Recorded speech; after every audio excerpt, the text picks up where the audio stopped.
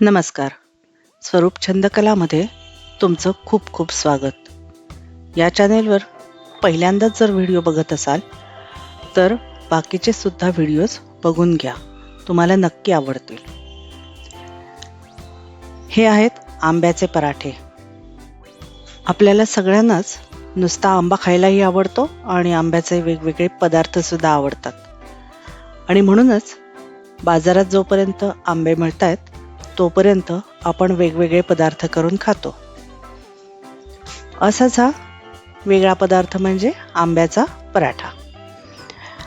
आपण एरवी आंब्याची सरबत करतो किंवा शिरा करतो, तर आज आपण जरासं वेगळं करू. त्यासाठी मी इथे आंबे घेतलेत. व्यवस्थित पिकलेले आंबे आहेत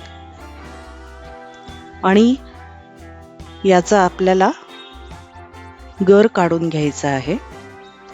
त्यासाठी मी एक तुम्हाला वेगळी पद्धत दाखवणार आहे. आपण नुसतं शिरा काढून सुरीनं कापून वगैरे गर काढू शकतो, पण वेगवेगळ्या पद्धती सुद्धा आहेत गर काढण्यासाठी, आणि म्हणून ही पद्धत सुद्धा बघून घ्या. आवडते का बघा तुम्हाला. तर अशा पद्धतीनं आपण नेहमी जशा शिरा कापतो खाण्यासाठी, तशाच ह्या शिरा कापून घ्यायच्या.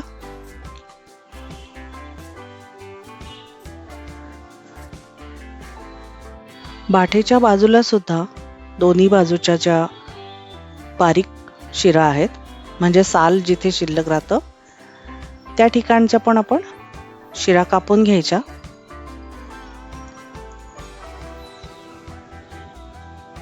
आपल्याला जेवढे आंबे लागणार आहेत तेवढे सगळे कापून घ्यायचे आणि मग रस काढायला घ्यायचा, म्हणजे खूप सोपं पडतं. तर या पद्धतीनं मी इथे जे सगळे कापून घेतलेले आहेत, आता आपण याचा गर काढूया.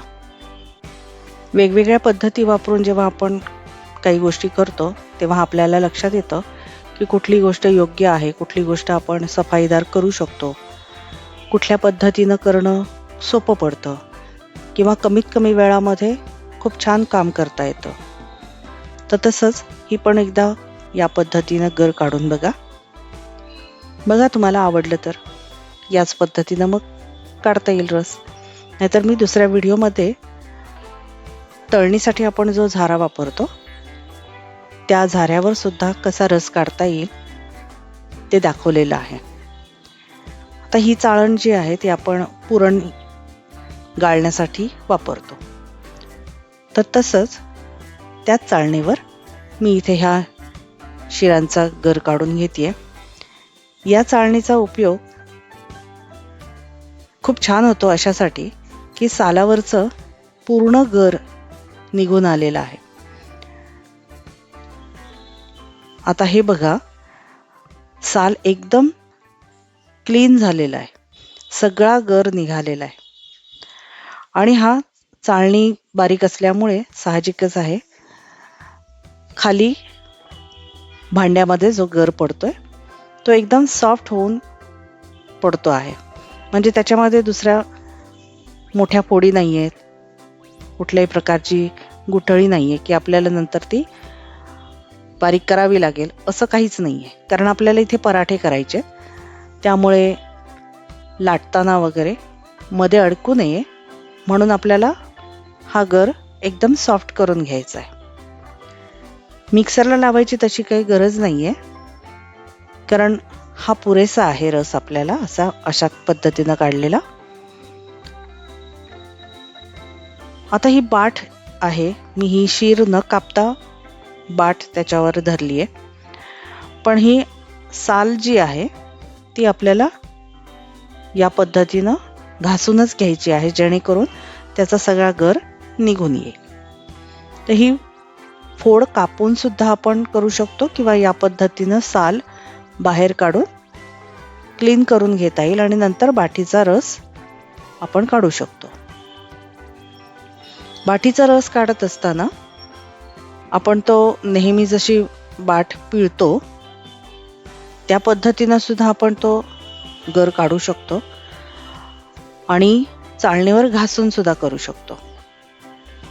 दोन्ही पद्धतीनं आपण म्हणजे आपल्याला जे सोपं वाटेल, सोयीस्कर वाटेल त्या पद्धतीनं आपण तो रस काढू शकतो. पण गाळणीवर घासल्यामुळे काय होतं, बाठ संपूर्णपणे छान निघते, म्हणजे सगळा गर व्यवस्थित निघतो. हे आता बघा सगळ्या साली आहेत, ह्या एकदम क्लीन दिसत आहेत. अजिबात त्याच्यावर कुठेही गर दिसत नाहीये.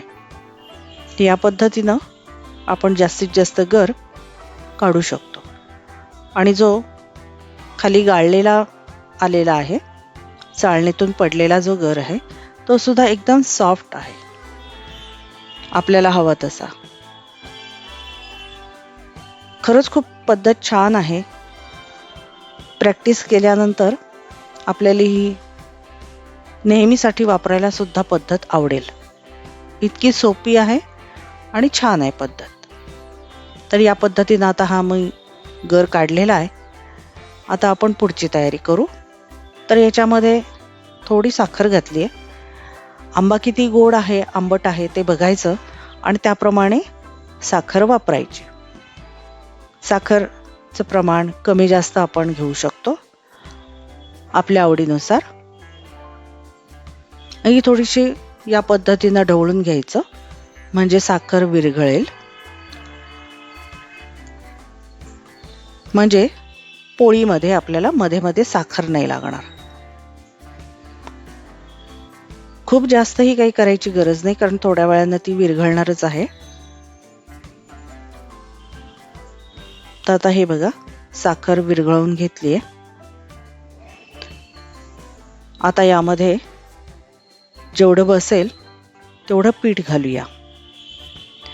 याच्यामध्ये चिमूटभर मीठ सुद्धा घालायचं, म्हणजे चव छान येते.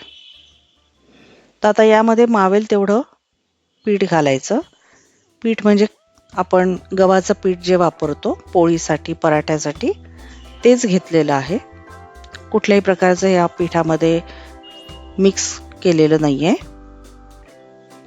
तर हे मावेल तेवढं आता घालायचं. साखर असल्यामुळे थोडंसं पातळ झाल्यासारखं वाटतं, त्यामुळे व्यवस्थित गोळा घट्ट होईपर्यंत आपल्याला हा पीठ घालून घालून मळून घ्यायचा आहे, म्हणजे आपल्याला पराठा छान लाटता येईल. पराठा लाटण्याच्या सुद्धा मी इथे 2 पद्धती दाखवणार आहे, त्याही बघून घ्या. कारण पराठा करणं तसं काही फार कठीण नाही. आपण एरवी सुद्धा पालेभाज्या वापरून वगैरे पराठे करतच असतो. त्यामुळे पराठा ही रेसिपी तशी कठीण नाहीये किंवा अपरिचित सुद्धा नाहीये. पण हा पराठा आपण गोड करतोय. याच्यामध्ये साखर आहे. थोडंसं वेळ गेला की पीठ सैलसर होतं, त्यामुळे हे घट्ट करून घ्यायचं, पीठ घट्ट मळून घ्यायचं आणि मग याचे पराठे लाटायचे. तर या पद्धतीनं छान मळून घ्यायचं, घट्ट गोळा करायचा आणि आपल्याला हवेत त्या आकाराचे नंतर गोळे करून घ्यायचे, म्हणजे लाटायला पटापट आपल्याला सोपं पडेल. हे पीठ या पद्धतीनं मळल्यानंतर 15-20 मिनिटं वगैरे ठेवायची काही गरज नाहीये. पीठ मळल्या मळल्या लगेच आपण याचे पराठे लाटायला घेऊ शकतो, किंवा लगेचच घेऊया, कारण त्याची साखर नंतर पुन्हा ते पीठ मऊ करेल. तर लगेचच गोळे झाले तयार की लाटायला घेऊ. पराठे लाटायला घेत असताना तवा पण आपल्याला गॅसवर ठेवायचा आहे, गॅस चालू करायचा. मी इथे भिडाचा तवा वापरते. मी रोजच भिडाचा तवा वापरते. कुठल्याही प्रकारच्या पोळ्या करायच्या असतील तरी सुद्धा, पोळ्या, थालीपीठ वगैरे करण्यासाठी. तर मी तो तापत ठेवलेलाच आहे आणि या पद्धतीनं आपण पराठा करून घ्यायचा. आता हा गोळा आहे पिठात बुडवून घेतला, म्हणजे पीठ लावून घेतलं आणि त्याच्यानंतर आहे तसा छान व्यवस्थित पराठा नेहमी आपण लाटतो त्या पद्धतीनं हा पराठा लाटून घेतला. खूप जाड पण नाही, खूप पातळ पण नाही, असा हा पराठा लाटायचा. आणि आता आपण हा तव्यावर घालून शेकून घेऊया. मीडियम गॅस ठेवायचा आणि 2-3 वेळा अलटून पलटून हा पराठा शेकून घ्यायचा. शेकून घेत असताना तूप लावायचं आणि दोन्ही बाजूनी छान खरपूस भाजून घ्यायचा. तूप लावल्यामुळे याला वास पण छान येतो आणि ह्या गोड पदार्थ असल्यामुळे स्वाद पण खूप छान लागतो. चव वाढवण्यासाठी तुपाचा उपयोग खूप छान होतो. बघा आता मस्त हा पराठा आपला भाजून झालाय. आता दुसरी पद्धत करूया. नेहमी आपण जशी पोळी लाटतो त्याप्रमाणेच थोडंसं ही लाटी मोठी करून घ्यायची आणि याला किंचितसं मी तूप लावलं आहे. आणि पोळीला आपण जसं तेल लावतो त्याच पद्धतीनं मी इथे तुपाचा हात लावलाय आणि घडी करून हा आता मी पोळी लाटतात तसं मी ही पोळी करून घेते. खरं तर ही आंब्याची पोळी आहे असं म्हणायला काही हरकत नाहीये, पण याचा फायदा असा होईल की ही पोळी या पद्धतीनं घडी करून केलेली पोळीसारखी छान फुगते, मस्त फुगते. आणि त्यामुळे घडी करून जर आपण हा पराठा केला तर आणखीनच छान होतो आणि याला पापुद्रे पण खूप छान निघतात. फुगतो छान, त्यामुळे सॉफ्ट पण होतो. तर या पद्धतीनं पराठा किंवा पोळी म्हणा, ही अशी आंब्याची गोड गोड तूप लावलेली आणि टम्म फुगलेली मस्त लागते खायला. अशी करा आणि खाऊन बघा. या पण पोळीला तूप लावायचंय.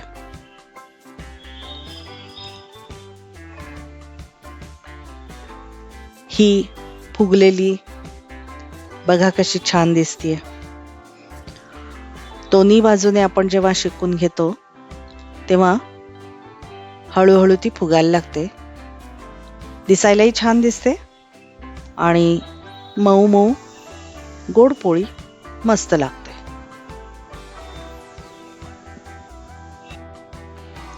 हा पराठा आपण पुन्हा ताटात घेऊन तुपाबरोबर खाऊ शकतो किंवा दुधात बुडवून खाऊ शकतो किंवा नुसता पण जसं आपण पोळीचा रोल करतो त्याप्रमाणे रोल करायचा आणि खायचा. मुले घरात असतील तर येता जाता पण अशा पद्धतीनं रोल उचलून खाऊ शकतील. बघा किती संपूर्णपणे हा पराठा फुगलेला आहे आणि असा खमंग भाजून झाला की छान वास दरवळतो याचा. हे असे पापुद्रे पण त्याचे दिसतायत आपल्याला. छान फुगल्यामुळे सगळ्या पोळ्या किंवा पराठे मस्त झालेत, खमंग भाजून झालेले आहेत आणि आंब्याचा पिवळा रंग मस्त दिसतोय पोळीला. तर आता या दुधाबरोबर किंवा तुपाबरोबर खाऊया आणि एन्जॉय करूया. तर या पद्धतीनं छान खुसखुशीत झालेली, खमंग भाजलेली अशी ही मस्तपैकी आंब्याची पोळी किंवा पराठा. याच्यामध्ये दुसरं काही घातलेलं नाहीये, त्यामुळे आंब्याचा स्वाद खूप छान लागतोय. तुम्हाला हवं असेल तर याच्यामध्ये वेलची पूड घाला किंवा जायफळ पूड पण घालू शकता. पण काहीही न घालता सुद्धा हा पराठा किंवा ही पोळी खूप छान लागते, कारण याच्यामध्ये आंब्याचा ओरिजिनल स्वाद आहे. फक्त आंबा वापरल्यामुळे आंब्याची चव मस्त लागते.